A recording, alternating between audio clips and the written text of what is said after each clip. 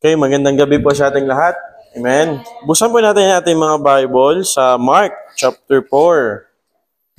Maikli lamang po tayo ngayong gabi, ngunit ito po ay makabuluhan. Mark chapter 4. Marcos.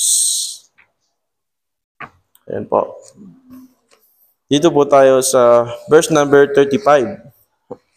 Pag nakita na po, say Amen. Amen.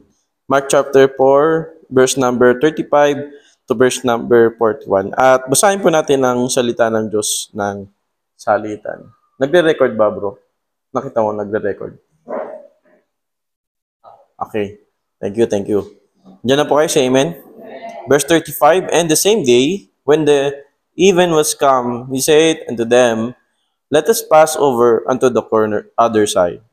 And when they had sent away the multitude, they took him even as he was in the ship. And there were also with him other witnesses. And there arose a great storm of wind, and the waves beat into the ship, so that it was now full. And he was in the hinder part of the ship, asleep on a pillow. And they awake him, and say unto him, Master, carest thou not that we perish? And he arose and rebuked the wind, and said unto the sea, Peace, be still. And the wind ceased, and there was a great calm. And he said unto them, Why are ye so fearful? How is it that ye think on me? Verse 41, altogether, and they feared exceedingly, and said one to another, What manner of man is this, that even the wind and the sea obey him? Father, once again, we thank you for your word. May you please bless us as we have our preaching, our sermon, as we listen to thy word. In Jesus' name we pray. Amen. Be seated. Pwede, hindi pa abot nga yung tubig yun, no? Sa tabi ng kalan. Alam mo tayo magdala ng bote. So, kahit ano po. So, ngayon ay nakaranas tayo ng matinding bagyo. At kukwentuhan ko lang po kayo ng experience ko nung bata ako. Alam niyo po, sanay po ako sa baha. Sanay po ako sa bagyo. Kasi, excuse me po. Lumaki po ako sa tabi ng sapa doon sa Mabuhay. Kasi ano yun eh, mula bata ako, pinanganak ako, hanggang grade 4, ito yung Mabuhay, tapos parang may area na hindi naman squat, may-ari may lupang yun, tapos tabi siya ng sapa. So, nakatira kami doon sa tabi ng sapa. So, yun yung lupang yun, ang caretaker nun, nung kamag-anak ng tatay ko. So, nakikita na kami sa lupang yun, tapos may bahay kami doon. Tagal namin doon tumira hanggang grade 4 ako. Matagal-tagal din. So, lumaki ako na sanay kami sa baha. Yung every year, laging bago yung itsura ng bahay nyo. Kasi every year, nawawash out. Kaya, nitong mga bagyo, itong mga nakaraan, tinutulog-tulugan ko lang yan eh. Kawawa naman kayo wala kayong tulog. Ako mahimbing tulog ko. Kasi nga yung bahay namin elevated. So, lubog na yung bahay ng kapitbahay. Kami, maabutan pa lang. Kasi, ganun yung design. So, blessing din na lagi kaming nilalagay ni Lord sa mataas na lugar. Pero, naalala ko, isa sa pinakamaganda kapag bumabaha, maraming relief na dumadating pagkatapos ng bagyo. Kasi nawawash out talaga yung bahay namin. Yung mga bahay doon, pero yung mga nandun sa medyo mataas, hindi nawawash out. So maraming bibigyan ng damit, maraming Lucky Me, etc. Tapos nung nakaraan nga doon sa Brookside, may yung rumaragas, yung gilid kasi ng church, pag bumaha doon, hindi yung ganun lang, baga may current. Tapos pinagtatawanan ko lang yung si Brother Ricardo kasi napunta sa kabila tapos di na siya makatawid. Tapos pinagtatawanan ko lang sila kasi may patali-tali pa sila eh. Naalala ko nung bata kami, sabi ko sa sarili ko, yung ganyang current, mahina pa yan. Kami, ginagawa lang namin yung swimming pool. Kasi yung sapa, tatalong kami, mataas na yung na sapa, tatalong kami sa may pinaka-unahan hanggang sa pinakadulo. So, ayan, marami akong experience sa bagyo. Hanggang ngayon, kasi nga dahil tayo nasa lugar ng Pilipinas, tayo ay saluhan ng bagyo. And same here sa nangyari kay Jesus Christ. when Jesus Christ is still a storm at the sea. Ngayon, ito yung hindi to yung bagyo na katulad na na-forecast na national na bagyo. No. Yung bagyo na nangyayari sa Sea of Galilee, it's a local storm. Ibig sabihin, kapag ang hangin na malamig at hangin na mainit naghahalo, doon nagkakaroon ng storm. And for people that time, kahit fisherman ka pa, hindi mo madedetect kung kailan magkakaroon ng bagyo, ng local, hindi yung national na katulad kay Catherine o yung bagyo na naranasan natin. Sa Sea of Galilee, local storm. Pero it is enough para mamatay ka. So kahit mga fisherman, hindi nila nadedetect tong bagyo na to. Kasi usual lang na magkaroon ng local storm in this area. And makikita natin sa chapter 4. Sa chapter 4, si Jesus Christ, sa book of Mark, pinipresent si Jesus Christ bilang isang talagang tao siya. Kung sa Matthew, pinipresent si Jesus Christ na siya ay hari. Sa Luke, pinipresent si Jesus Christ na man din. Sa John, siya ay Diyos. Here, sa Mark, pinipresent si Jesus Christ as miracle worker or servant. Ibig sabihin as a busy person. Kapag sa chapter 4, verse number 1 hanggang verse number 29, nagtuturo siya sa mga tao. Verse number 30 hanggang verse number 34, nagtuturo siya sa tao. Kaya nung sabi niya sa verse number 35, in the same day, when the even was come, he said unto them, let us pass over unto the other side. So, punta tayo sa kabila. So, gumamit sila ng, this is not barko na alam natin yun, na cargo ship. So, yung usual lang na bangka. And when they had sent away, verse number 36, the multitude, they took him even as he was in the ship, and there were also with him other little sheep. And verse number 37, and there arose a great storm of wind, and the waves beat into the ship, so that it was now full. Siyempre, ang bangka, kapag nalagyan ng tubig, malaki ang posibilidad na ito ay lulubog. So, same sa nangyayari sa atin ngayon, tayo ay dumaranas ng literal storm.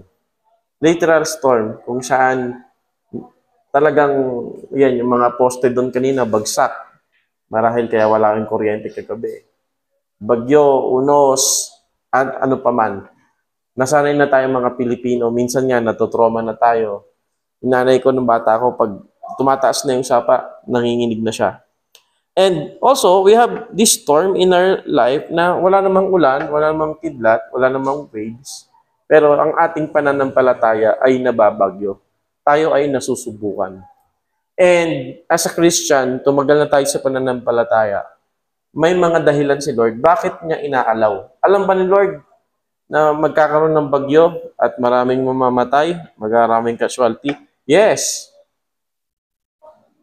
Bakit pinahihilintulutan ng Panginoon? And God has a lot of reasons that we don't know. Hindi man natin na alam or alam natin. Pero isa sa mga dahilan is to try our faith. But, wag na nating pag-usapan, bakit kaya inaalaw ni Lord yung mga ganitong bagay? But let's talk about ano ba ang mga dapat nating alalahanin kung tayo ay nasa gitna ng unos ng bagyo. So the title of this message is In the Middle of the Storm. Sa gitna ng unos. Binabagyo ang ating buhay, literally and spiritually. Ano yung mga dapat nating alalahanin? Handa na po ba kayo? Meron akong 4 na bagay na dapat nating malaman. Verse number 38. And he was in the hinder part of the ship. Pag sinabi mong hinder, sa likod. Anong ginagawa ni Jesus Christ? Asleep on the pillow. Again, alam niyo, nakakapagod po talaga magturo. Kaya si Mrs., kapag uwi nun sa bahay, hindi na nagsasalita. Buong hapon ka ba naman nagsasalita sa mga estudyante?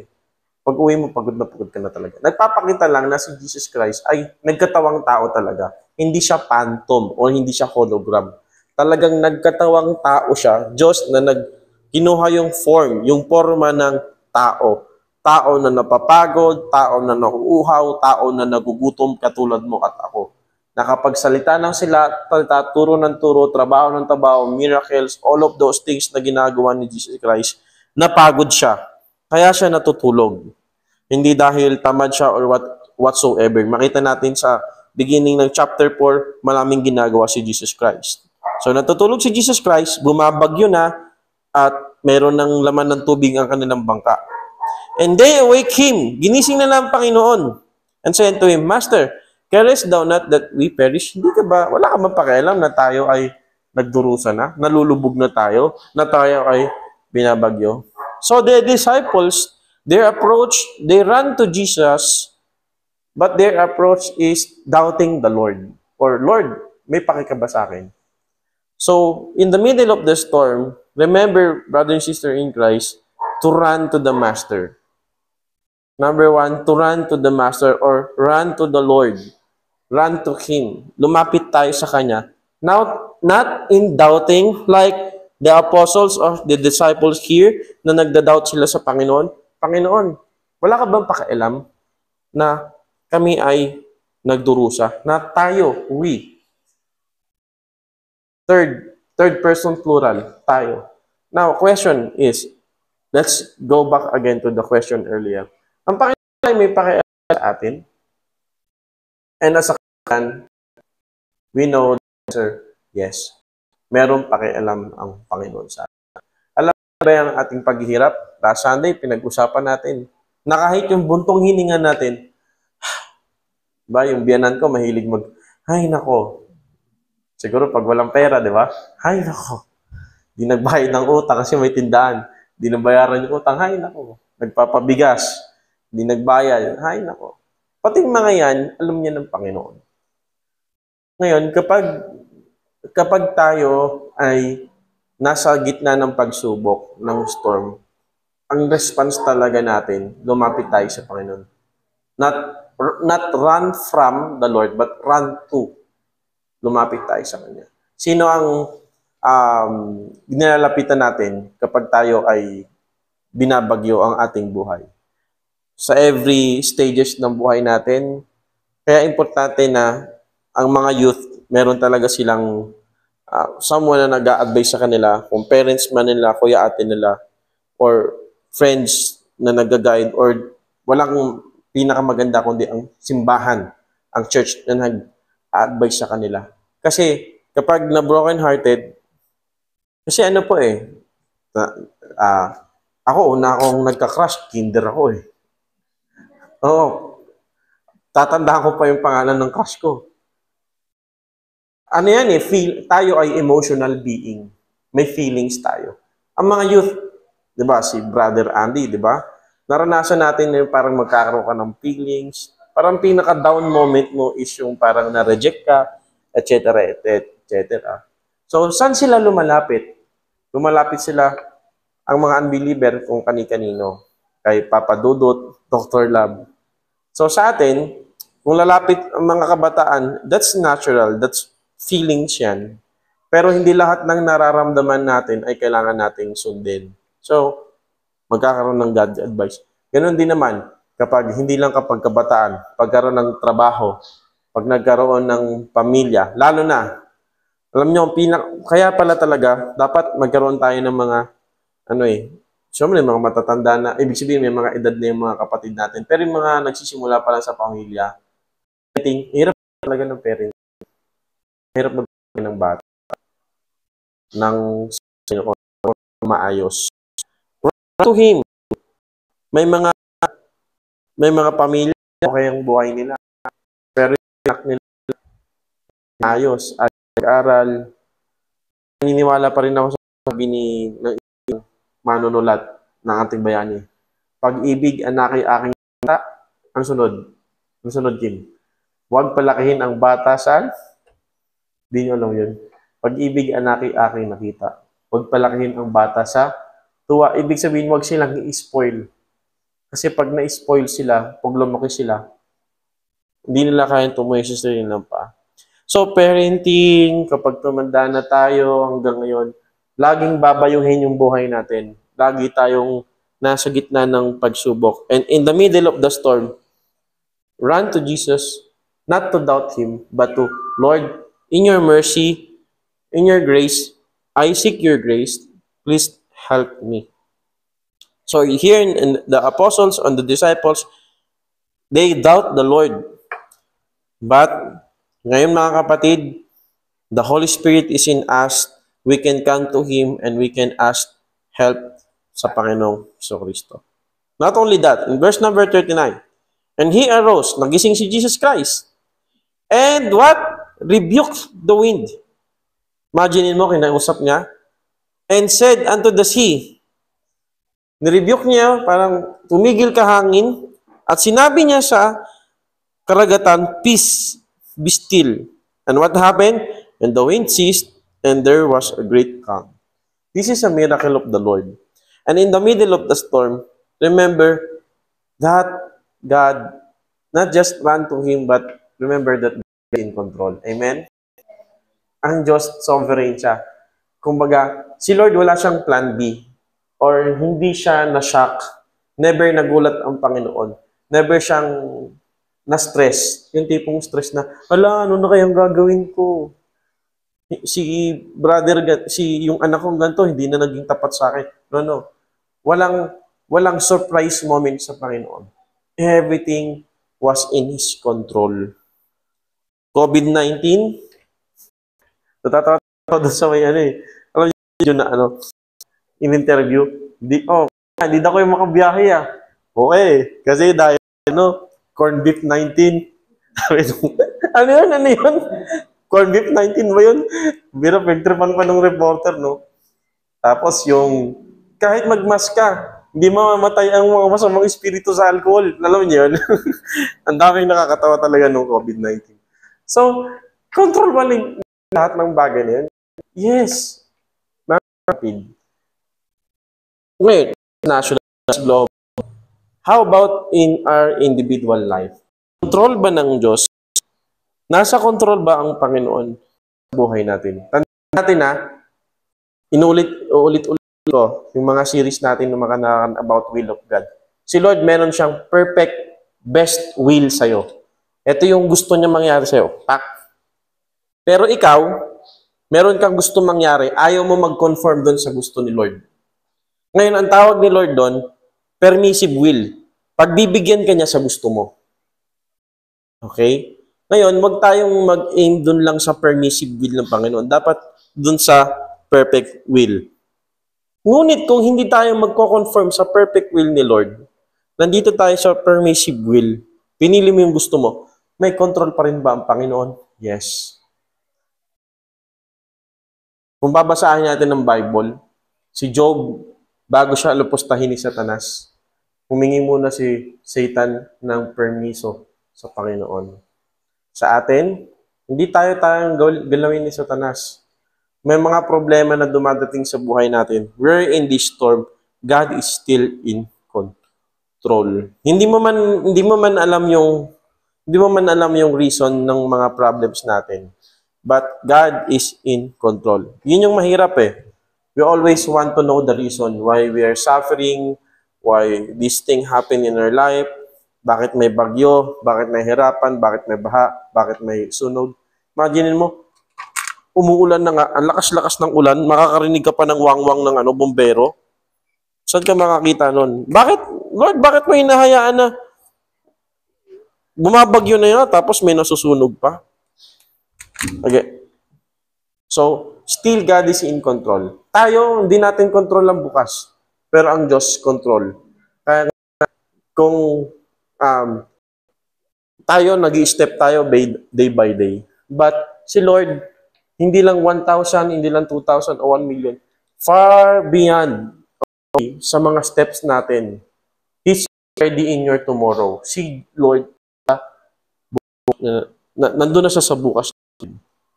So in the middle of the storm, remember that God is still in control. Like what the Lord Jesus Christ here.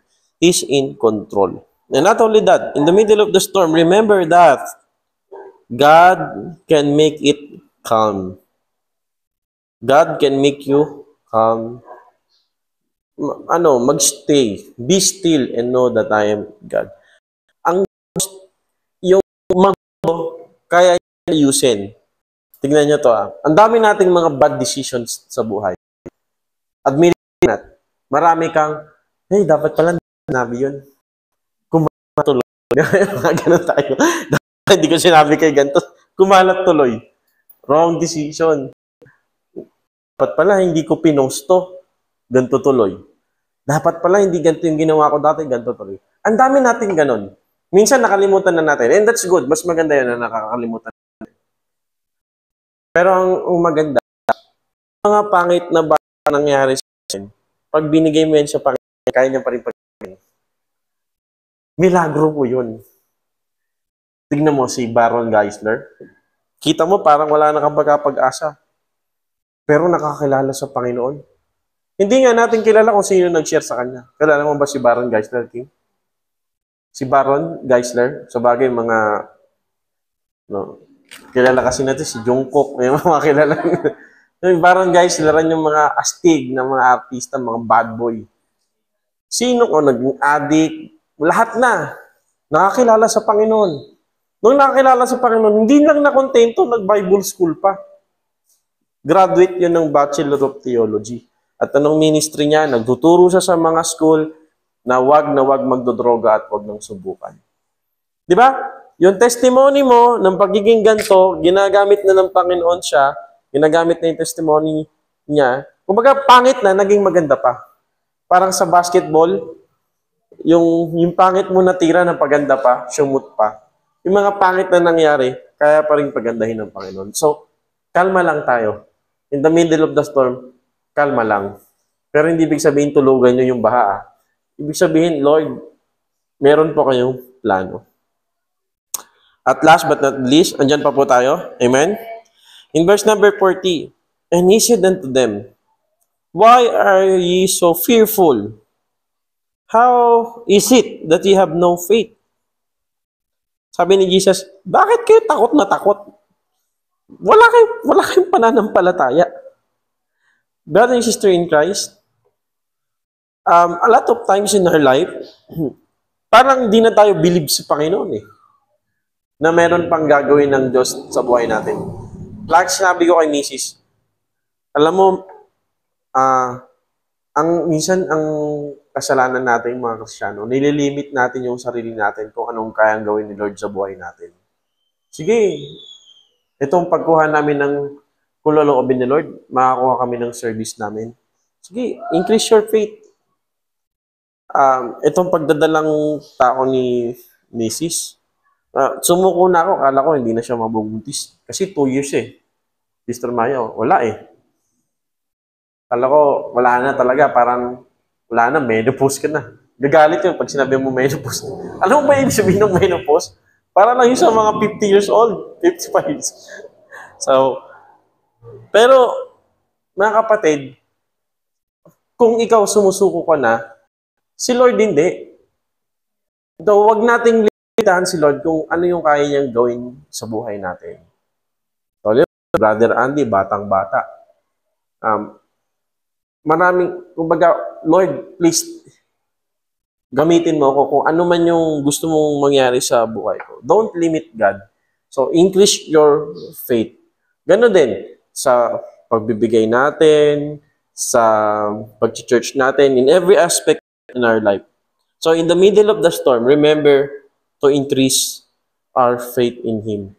Or magkaroon tayo ng pananampalataya o dagdagan natin yung pananampalataya. Huwag tayong maging matatakotin or maging doubter.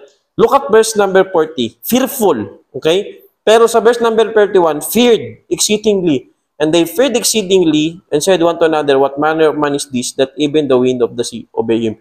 Now, the word fear in verse number 40 is different from verse number 41. Same word in English, but different in Greek. Yung fearful, talagang wala, takot na takot. Pero yung fear sa verse number 31, yung manghang-mangha sila. Parang, wow, parang matinding taong to, hindi to basta-basta. So, ano yung sinasabi sa atin ni Lord ngayon? Sabi ko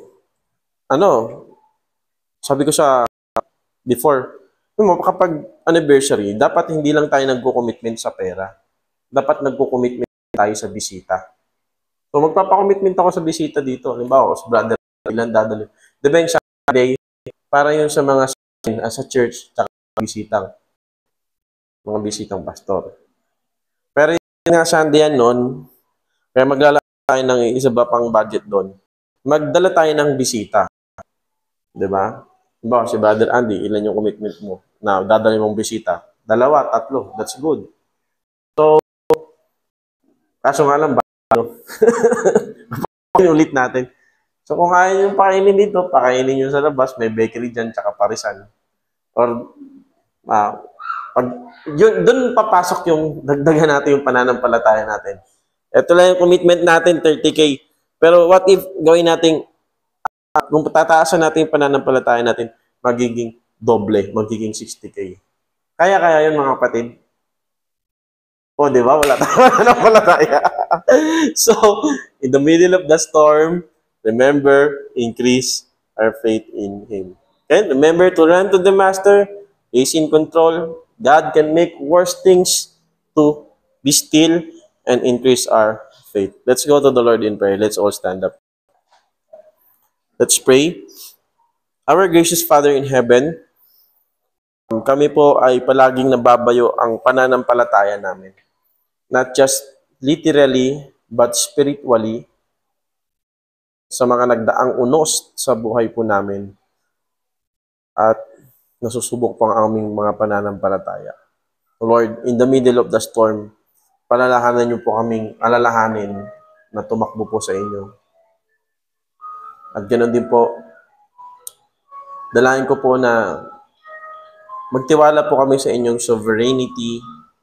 Magtiwala po kami kung sino po kayo, na kaya nyo pong gawing good yung bad, yung mga worst. You can make it still, Lord. And help us, Lord, to increase our faith in the middle of the storm.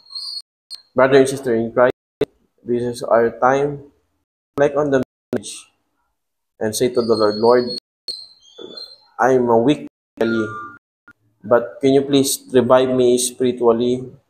And in this trying times, ay patuloy po akong palakasin. Let's have our great moment. The Lord come forward, and after a minute, let's pray.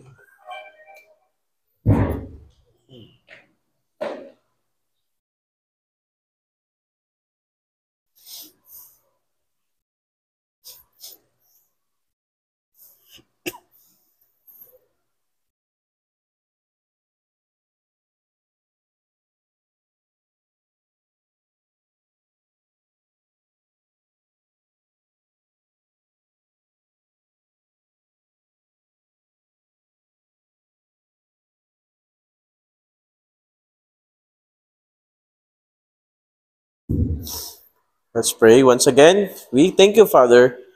At nawa po, sa pagkakataong kami po ay masusubok, dalangin po namin na manangan po kami sa inyo. Father, please bless all the brothers and sisters here. Maging pagpapala po kami, channel of blessing. At marami pong makakilala sa inyo. At sa amin po mga transition period, ako po, as your servant here in Cavite, tulungan niyo po ako at ang aking pamilya. Mga kapatid, sa amin pong music ministry, choir, sa mga kapatiran, mga nag-organize for our anniversary, everything, may you bless us. At ma-revive po kami, Panginoon. Patuloy niyo po kami i-revive. Mga naghahanap ng trabaho, bigyan niyo po sila ng trabaho.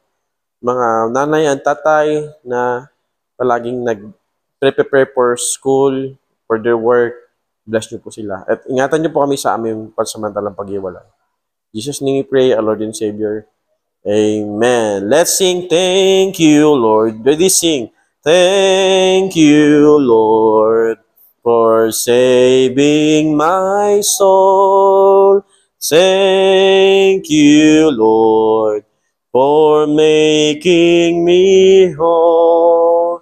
Thank you, Lord, for giving to me thy great salvation, so rich and free. Mga kapatid, masaya po ba tayo? Amen. God bless po. See you po tayo sa, makikita nyo ako next Friday na ulit. Pero next Sunday po. Oo. So, ngayong Sunday. Every fourth Sunday, sige. Maya, 2,000 yun. Sa akin ba may tumatawag?